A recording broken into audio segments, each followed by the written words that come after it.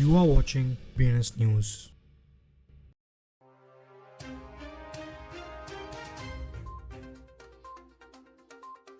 आज के headlines. Spanish court ने वर्ल्डकॉइंस के इंजेक्शन रिक्वेस्ट को रेगुलेटर के अगेंस्ट डिनाई किया। बाइनेंस एक्सेस डिटेंशन से Nigeria crypto crackdown amid global concern spark हुआ। Ethereum ETH shutdowns, Hong Kong plans to launch first overtaking the US. Thailand's SSE से institutions and wealthy individuals को crypto ETFs में invest green lights दिया। Web3 gaming offers a pathway or more inclusive of vibrant gaming ecosystem. MetaMask Mastercard ने blockchain powered payment card test किया। इस बार interest bearing features के साथ CBDC introduce करने का प्लान कर रहा है। वैनिक ने मार्च 31, 2025 तक स्पॉट बिटकॉइन ETH फीस को रिमूव करने का अनाउंसमेंट। FDIC ऑफिशियल्स ने यूएस इन्फ्लुएंस मेंटेन करने के लिए बेटर डिजिटल एसेट पॉलिसी पर जोर दिया। ट्रंप ने क्रिप्टो पर सॉफ्टन किया मर्च बायर्स द्वारा राइजिंग यूज को साइटिंग करते हुए। एल साल्वाडोर अपने बिटकॉइन होल्डिंग से $84 मिलियन प्रॉफिट पर बैठा है। बाइनेंस को नियर मॉर्टल ब्लो सफर हुआ है आफ्टर SEC और क्लास एक्शंस लॉसूट्स के बाद law decoded.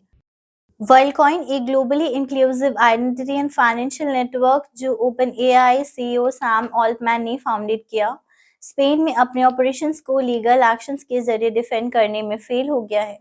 Company local regulator की data collections in the country को सीज करने का ऑर्डर के अगेंस्ट एक इंजंक्शंस फाइल किया था, लेकिन कोर्ट ने इस ग्रांट करने से डिक्लाइन कर दिया।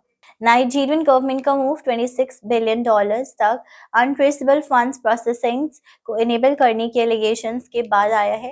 रिपोर्ट्स ने सजेस्ट किया है कि बाइनेंस एक स्ट्रैटेजिक $10 बिलियन पेनल्टी की डिमांड की गई है।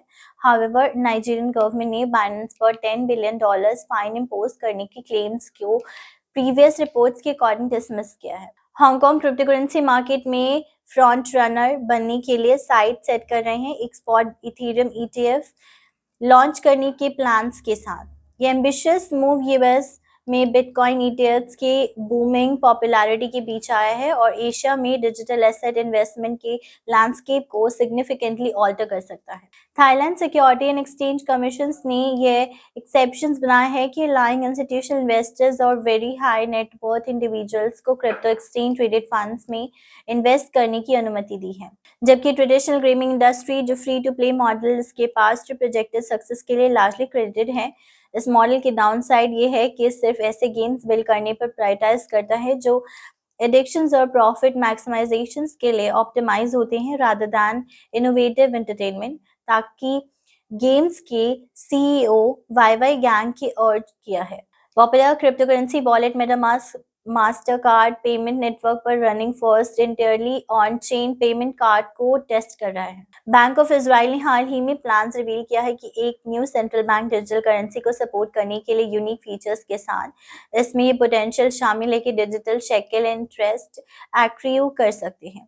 यह अनाउंसमेंट मार्च 11 को आई थी, outlining a visions of digital currency जो कटिंग एज फाइनेंशियल टेक्नोलॉजी और प्रिवेसी कंसिडरेशंस को इनकॉर्पोरेट करता है। प्रपोज CBDC का एम कंट्री के अंदर पेमेंट सिस्टम्स की एफिशिएंसी को इन्हांस करना है। वैनिक ने अनाउंस किया है कि वो सभी spot bitcoin exchange traded fund trading fees को मार्च 31, 2025 तक रिमूव कर देंगे। Vanik spot bitcoin ETF HODL ने थोड़ा over $305 million in assets attract किया है, significantly lower than most of its competitors.